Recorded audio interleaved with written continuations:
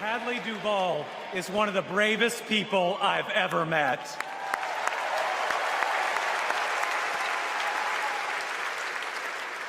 I'm amazed at the courage it takes to share her pain, to share her truth.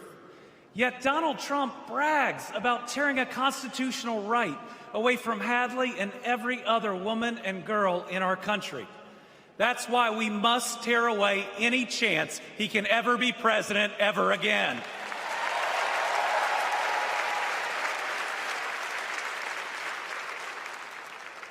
In 21 states, Trump's actions have resulted in extreme bans on abortion in my state, even in cases of rape, incest, and non-viable pregnancies. That leaves 12-year-old girls like Hadley with no options. That fails any test of humanity, any test of basic decency, any test of whether you have any underlying empathy. Thankfully, this extremism is being soundly rejected all over our country.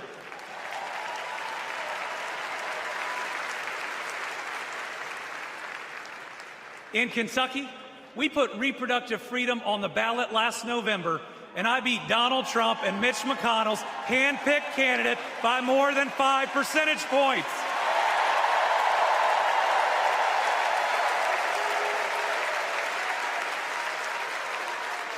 This November, we're going to beat them again. Elect Kamala Harris and Tim Walz and protect reproductive freedom. Folks, Donald Trump appointed the Supreme Court justices who got us into this mess. His Project 2025 goes even further. Here's the thing. Trump and Vance simply don't believe in your freedom. Trump says people are absolutely thrilled that women have their basic rights eliminated. JD Vance says women should stay in violent marriages and that pregnancies resulting from rape are simply inconvenient. Their policies give rapists more rights than their victims. That's not inconvenient, it's just plain wrong.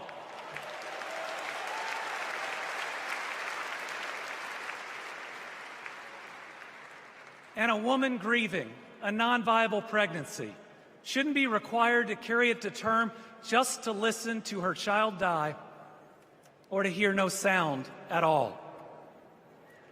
All women should have the freedom to make their own decisions. Freedom over their own bodies. Freedom about whether to pursue IVF. Freedom about whether to have children at all.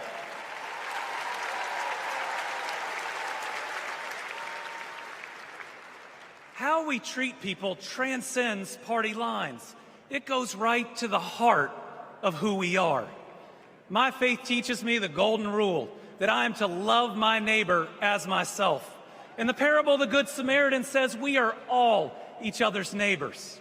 So I want anyone watching tonight, Republican, Independent, Democrat, to know that you are welcome here.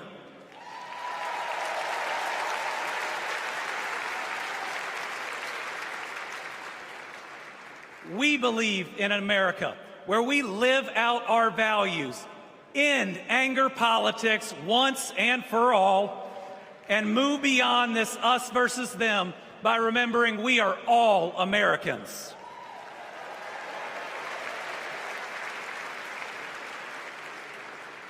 That's how Joe Biden and Kamala Harris lead. They both called to ask how they could help Kentucky in recovering from natural disasters. They helped us improve our roads, our bridges, and invested in our people. They didn't ask me who Kentuckians voted for. They asked me what Kentuckians needed, and folks, they delivered.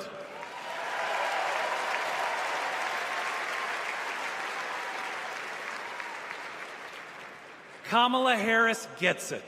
She knows we must move beyond anger, extremism, and division, that everyone has dignity and deserves respect. America, we're going to win.